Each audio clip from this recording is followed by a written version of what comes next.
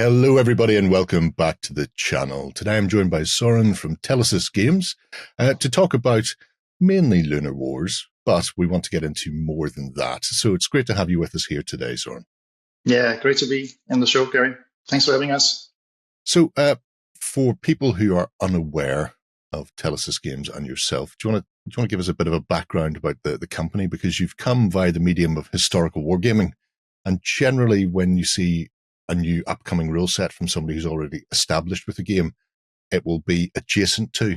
So we were expecting maybe American Civil War or Napoleonic, or something similar. Yeah. Well, Telesis Games is really a spin-off of my first miniature endeavor, which was Eagles of Empire, a historical skirmish war game that I developed back in 2016. Ran a Kickstarter for it for a campaign book that I wrote in 2022, and it went well and was well received. And the rules were catching on and getting a bigger audience, especially in the UK and the US. And we were, my mates here and I who were playing Eagles of Empire, were talking about, okay, it could be funny to do a sci-fi game at some point. And back then, they started to talk about the Artemis missions for the moon. And us being from Denmark, we have actually an engineer team in Denmark who's doing the 3D printer that's going to go to the moon and print some of the building blocks they're going to use for establishing the lunar foothold. Right. So I think that was the bridge between the historical part and doing a sci-fi game. Yeah. So, but we've been around for almost 10 years. Doing Eagles of Empire, and just really, I think, refining that gaming engine, which is a skirmish engine that I did together with Mikael Lick, who did Lion Rampant, I think it's called, Osprey Books. Yeah. So Michael and I, we developed the main engine almost 10 years ago, and it's been growing organically since then. Yeah, it's an interesting game system. I could talk for hours just about Eagles of Empire. Was the genesis of that? Because it feels in some respects like a real-time strategy computer game on the tabletop, in that you have points to capture, and those points will give you resources, and then you use the resources to bring in additional fighting units on the tabletop. It combines those sort of elements that you don't often see in miniature skirmish games. Yeah, exactly. We I've been inspired a lot about playing a game called Company of Heroes, World War II skirmish game, computer game, where you have an escalating encounter. I think that the right term is, rather than doing a big. I mean, it certainly has its charms, building your list, and that's a whole game within the game, building your list, prior to battle. But we wanted to have something where it's kind of two armies, like the spearheads of two armies meeting, and the control for the ground between them, generating income, and then you would build your strategy as the game progresses. So we wanted a different gaming experience. We took a lot of inspirations from some of those computer games where you have like a traditional base building, and then you go onto the map and you capture points, and you start to have your economy rolling, and you can adapt to what your opponent is doing as the game progresses. So we wanted to integrate that feeling when writing these rules. It's an interesting combination, and I definitely think anybody who hasn't checked out Eagles of Empire, there's some very good playthrough and sort of rules explanation videos that you have up on YouTube. Beyond the Franco-Prussian War, I think it could be easily adapted into various things. I would expect at some point people go, well, can we not have American Civil War, that sort of thing? But we're not here to talk about Franco-Prussian today. We're here to talk about Lunar. And it is it's an interesting concept from top to tail. So do you want to give us a bit of a background about Lunar Wars then? Yeah, so when we started out developing Lunar Wars, we looked at spacefaring history, and also where we are going in terms of space colonization. Obviously, there's been a lot of noise about Mars, but the real near future missions is those are for the moon. Artemis missions. Those are 5 missions going up there, and the target of the Artemis missions is to establish lunar footholds, basically. So having that in mind, we wanted to develop a game with initially 4 factions, that each of them would have like a different DNA, a different play style, and we wanted to develop a rich lore as a backbone for the whole storytelling. So we started out by building those 2 blocks, the lore and the factions. So I'll dive in. I'll touch a little bit on the lore, and then I'll tell you more about the factions. So basically, the lore is it is a sci-fi game, so it has a backbone in reality, and then we kind of mirror reality and say, what if? What if we went there? What if resource war broke out, as it always does? We have had so many wars here on Earth started over resources, and we see the same potential for lunar colonization for sure. So the lore takes its starting point in the Artemis missions, and then we kind of develop it from there. The breakdown of geopolitical unity, the United Nations get canceled out, and all hell breaks loose. They have a lunar war, a first war, which is kind of I would say like a proxy war. They use like small, renegades and so on to chat a little bit, at each other. But the real, conflict breaks out when everybody, meaning the 4 factions, have had a chance to really build their strength on the moon, and then they really go at it in the second lunar war. There is a big, long lore video that we did together with Grafisk Afdeling in Roskilde, a really good one. You can check out on the YouTube channel if you want to check out the lore. So the 4 factions we are developing for launch now in this first crowdfunding session we have this year, and also in the crowdfunding session next year. The first 2 this year is going to be the US Lunar Corps and also Roscosmos. And next year we will have ESA, which is the European faction, and we'll have China. We do have more factions in the pipeline. We can also talk a little bit about them. But the 2 first ones, US Lunar Corps, we wanted to do something which felt, I think, without being a caricature, we wanted to remove ourselves a little bit away from reality here. We wanted to do something which was I want to say perhaps a little more cartoonish than what you would see. So we went with something that certainly has a different DNA from those 2 initial factions. Like the US Lunar Corps is tech heavy, and it is a lot of advanced weapon systems, whereas Roscosmos, the Russians, they are really reliant on, they've been geopolitically isolated on Earth, so they have to go to all the ex-Soviet depots and dig out old helmets and old material and kind of, weld something together that works for them. So you see that clear differentiation in the 2 factions, that the US, they are heavy on drones and high-tech equipment, and they have all these like really fancy high-tech spacesuits. We actually looked at the Artemis mission spacesuits as an inspiration when we started to do that. Yeah, you can see that. I'm assuming that's not part of Artemis, though. No, no. This is the Ares exoskeleton. So we're talking about we when I say we, it's Bob and I. Bob being the lead sculptor on the US Lunar Corps. We talked about what would be the expression in terms of how would technology be adapted for almost zero gravity, combat. And there's just so many things that we've tried to integrate here. We looked at weapon systems. How do you actually fire a bullet on the moon? You can't. There has to be, this different way to weapon systems. We try to integrate all of those elements into the expression of factions. Yeah. So when doing 2 factions, I decided to go with 2 sculptors because I wanted those factions to have very different expression. So I thought the best way to do that would actually be to have 2 different sculptors.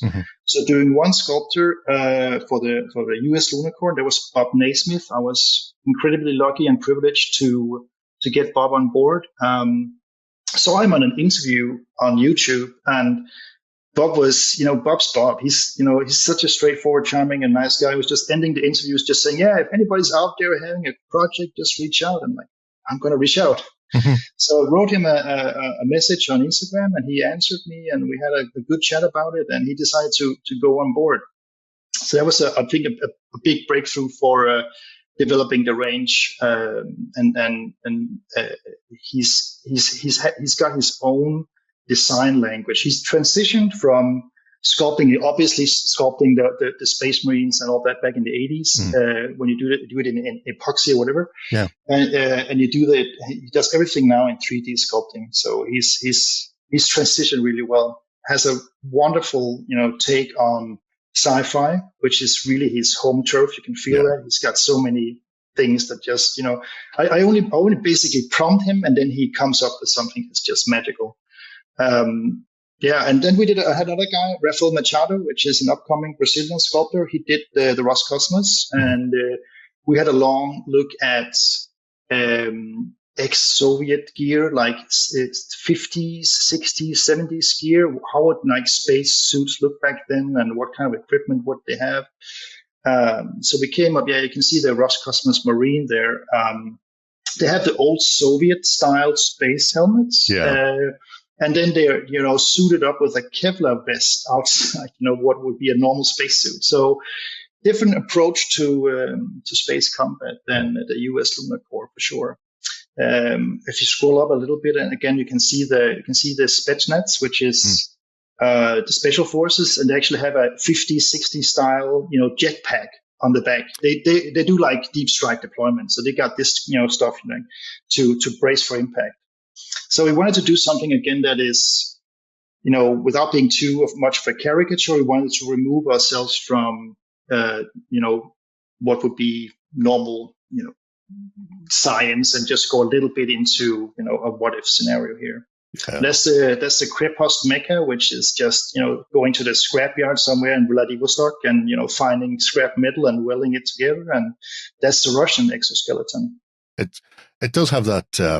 I'm not going to say ramshackle, but it does feel like they've found bomb disposal suits, Kevlar armor, and then just strapped it to the outside of a 50s style. And exactly, and they play very differently. Like the U.S. faction is very mobile and very they rely on satellite images and drone communication to move faster, outflank and stuff like that. Whereas the Roscosmos is more like it's just brute force really, and just a meat wall of infantry, and so a lot of time has gone into developing the faction identity, I would say. When you're dealing with the game then itself, so mechanically, how big a game are you looking at? Because the moon's not going to be densely populated. We're not going to be looking at a table full of dozens of miniatures, one presumes, and you've gone with quite large sculpts as well at 45 mil. So what's the sort of tabletop look like? What's the terrain density and figure count? We wanted to do something that would feel familiar, and many gamers are probably coming from Heresy or 40K or similar games like what's the Star Wars called? Shatterpoint? Shatterpoint or Legion. Yeah. They're probably coming from games like that and jumping into this one. So we wanted to create something that felt familiar. So a basic squad is 3 miniatures, and you can have a tactically developed and interesting game with a handful of squads. I would say 3 or 4 infantry squads and a mecha, and then you would have customization on the squads as well with unit upgrades and attachments, so you can tailor the output of the squads to what you want. So yeah, it's painting somewhere around 10 to 15 miniatures, and then you're good to go. Mechanically, then what way does the game play out? Is it similar to Eagles in the resource management side of things? Yeah, that thing is one of the things we have. That specific mechanic is something we've had such great feedback on, so we decided to implement that and give it some twists. So whereas in Eagles you have a straightforward resource harvesting process. In Lunar Wars, it's you're still operating with tactical objectives that generate resources, but those tactical objectives symbolize lunar mining operations. So you can amp up the output from the tactical objectives by deploying different stratagems from your. There's a political angle to the game, and they can do stuff to improve your mining operation. So there's different ways to amp up your resource output. So it's kind of it is Eagles of Empire, but with a new take on the resource process. Yeah. Do you want to run us through what a basic turn is then? Because I'm curious as to what the sort of the meat on the bones is. Right. So there is. I mean, it is a altering activation game. So we feel that we wanted to make something where you have the chance to always respond and adapt to what's going on in the battlefield. So we wanted to create something that feels very live and engaging, where you don't have a whole round where you're just waiting for your opponent to solve his stuff. So the first phase is the governance phase, where you collect your resources and you start to take some decisions on how to deploy those resources. And you can see here you have the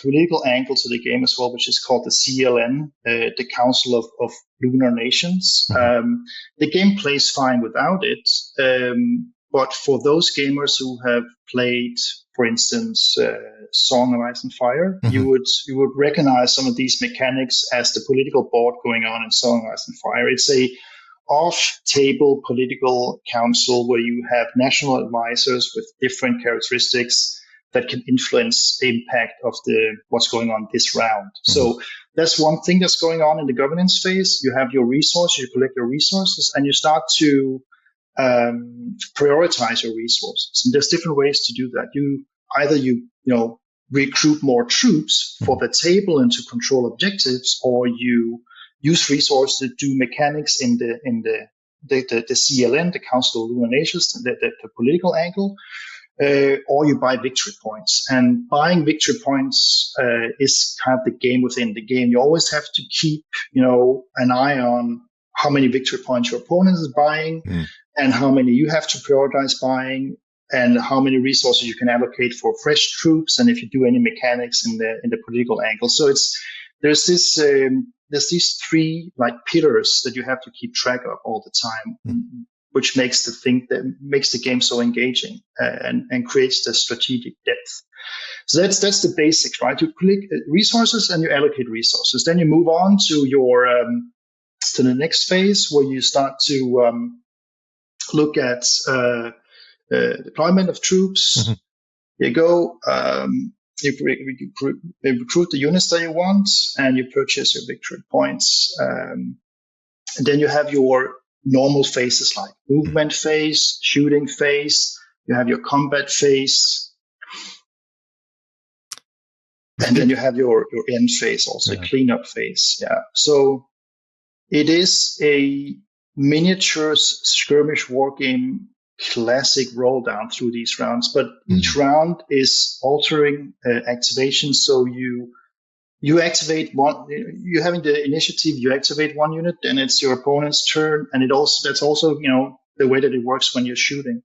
It's going to be very, very close to what you have when playing Eagles of Empire in that sense. Yeah. Yeah. So the initial sort of setup of a turn with the various tactical and strategic sort of buy-in is sort of almost simultaneous, and then after that you start to do a rolling turn of back and forth alternative activations. D6 based then across the board, or have you decided to go with something unusual or different or more extravagant dice wise? No, D6 is for sure. Yeah, I like that element to the game, and I think the D6 does.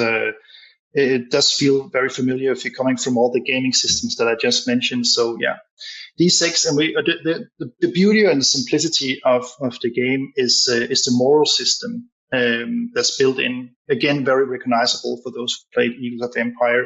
So it's a 3-man squad. That's a basic unit. Mm-hmm. So you would have different abilities and different number of dice in terms of, being basic infantry or specialized infantry. There's different numbers of dice for shooting and close combat. But the moral is always that when you have 3 pips, 3, unit strength, you save and you hit on 4+. If you get casualty, you're down to 2 pips, you save and you hit on 5+, and when you only have 1 left, it's 6s to hit and save. So in that sense, it's always very, intuitive. You can actually see in the table what your units will be hitting and saving on, because you can just, count the number of unit strength that the unit has. So it's very fluent in that way. There's not a lot of rule book flipping and all that. Plus, we have some great unit cards. Very, graphically, I think Christian and Graphic Scouting has done such a wonderful job on all the gaming accessories. I also want to mention the event cards, which you draw each round, because we are on the surface of the moon and stuff can happen, like meteor strikes and solar flares and what have you. And there's ways to mitigate that with attachments like medics. Medics have certain shields where they can shield your units from solar flares and stuff like that. So there is a randomization also. So, the fortunes of war can certainly change very, very quick in Lunar Wars. Yeah. I mean, the environment itself is an interesting one. It's one that people have been asking about when we first took a look at Lunar Wars a month or so ago. Yeah. Because obviously the moon is a hostile environment. It's not the same as being on Earth. But I think some people get the idea, possibly wrongly, that you can leap tall buildings with a single bound because the gravity, it is lower, but it's not so much lower that people are going to fly off into space as if they've been kicked by Zod if they're met there. So is the events there to replicate the hostile environment, or is there anything else added to the rules to account for the area you're fighting within? Definitely. We spend a lot of time working out how space combat in almost zero gravity, it's 1.28 meters per second squared. We have 9.81 on Earth. So it's, basically 1/7 of the gravity we have here. So it's certainly going to impact how warfare is done and how combat is done. So yeah, there's rules to mitigate movement, visibility. Meteor strikes will, blow up lunar regolith and it will impact visibility. You have the incredibly hostile environment of solar flares, which, basically just, fries your suit, fries your skin.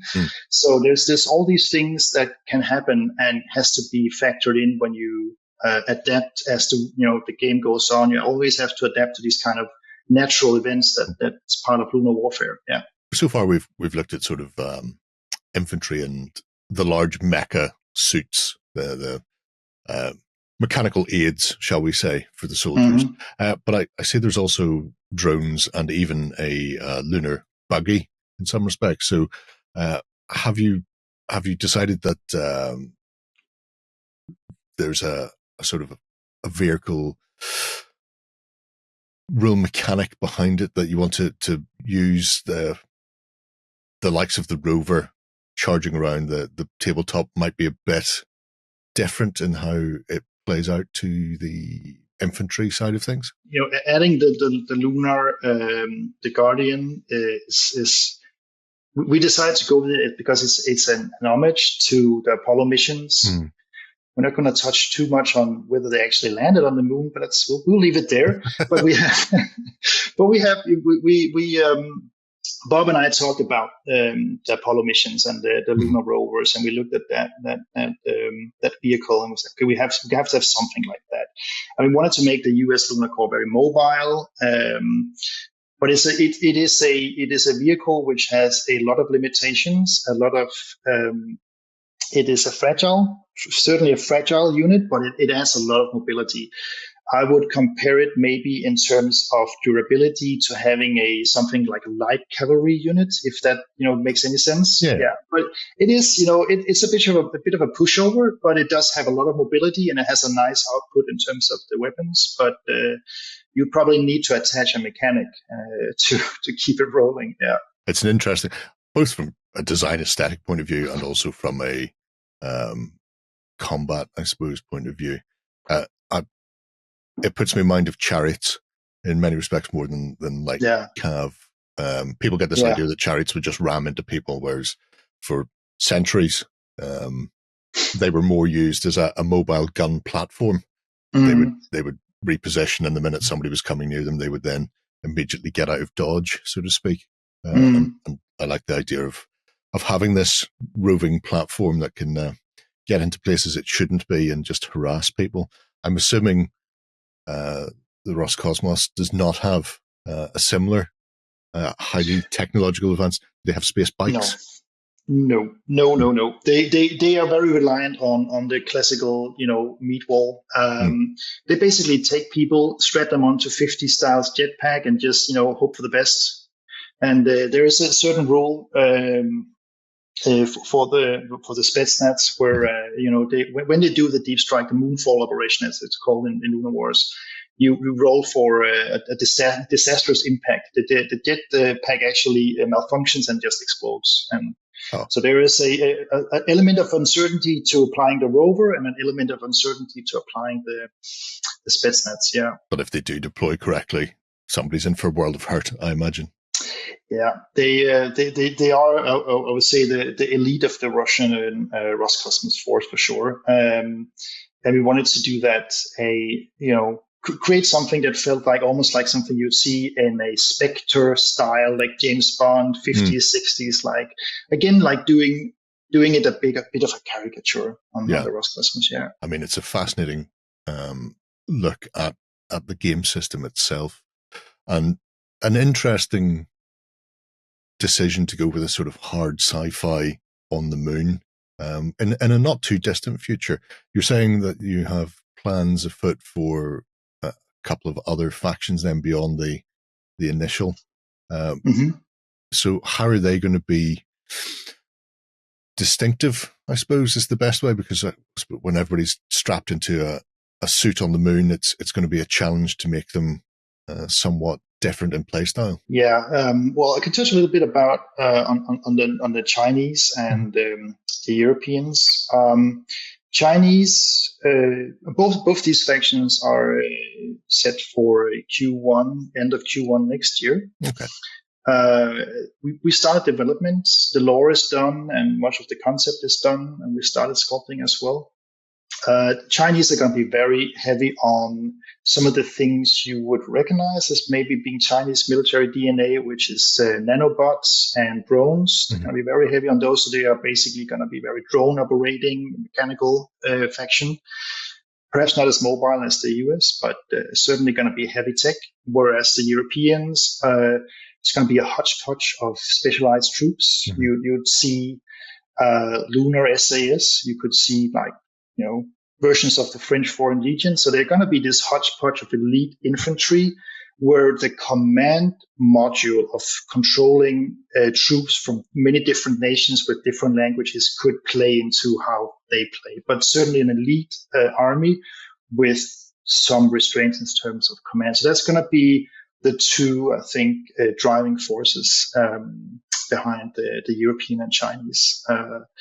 And Bob's doing the Europeans, so it's going to be really interesting to see how he does all these different. Because I imagine the Europeans as having, maybe we'll have some German mecha, maybe we'll have some French special troops, we'll have some lunar SAS, and they all of them are going to have different, visual DNA. Not the Danish equivalent of the Navy SEALs, your special forces who wear that creepy camo netting over them. Oh yeah. I've just thrown that one out there because that could be fun. Yeah, I think actually our king went through that training. I think he has that training. Oh yeah, he's a rock and roller. I knew he was movie, wasn't it? But I didn't realize he'd been through the spec ops training. He been. It's called Frømands Korps. So he's been through that one as well. Yeah, he did Sirius as well. They're like patrolling all around the northern edge of Greenland. He did that as well. Yeah, that's really in his younger days. Yeah, well, I mean, we're not set that far in the future. Potentially, there could be a member of Danish royalty up there. The third son. He's not due to retire. Send him to the moon. Yeah. No, it's gonna be a journey to create these next two, and we are looking into also wave 3 now, just starting to touch, and we got some really great feedback on Game Found where we are now.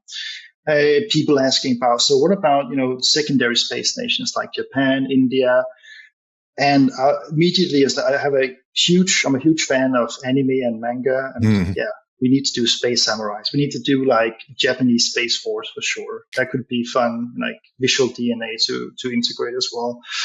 So there's a lot of good things coming, and we are in many ways just getting started. The lore goes all the way to the 2070s with the colonization of Mars. There's also going to be a follow-up when we look into the moons of Mars and so on. It's going to be more stuff coming there. I mean, even if they don't end up with a actually defined faction on the tabletop, the fact that there are other nations occasionally firing rockets at the moon to drop landers or whatever, they could be event cards. I mean, things are going well for you, and all of a sudden you get hit by an Indian rover that's misfired on the way down. It's one of the things, one of the perils of space travel. It'll be fascinating to see where it goes, especially if they expand towards Mars as well, because there's so many logistical questions to be asked about, as we were talking about earlier, the equivalent of Age of Sail crossing the Atlantic. That's the sort of gulf we're looking at now to get off this planet and then start exploring satellites in one form or another. So it's a curious, interesting concept to deal with. We will be popping all the links below to the Game Found and the like as well. It's been a pleasure to talk to you, Soren, and we'll have to do it again soon. If anybody has any questions, please drop them below and we'll pass them across to hopefully get you answers. But definitely check out Lunar Wars. There's a whole barrel of fun to be had there, exploring the moon and then shooting it up, all in the quest for more resources. Yeah. It's been great to be on the show, Gerry. Thanks for having us. Bye-bye. Go ahead and check out our other content on screen now. And while you're at it, why not hit subscribe and remember to ding our dong. Go on, you know you want to click it. Go on.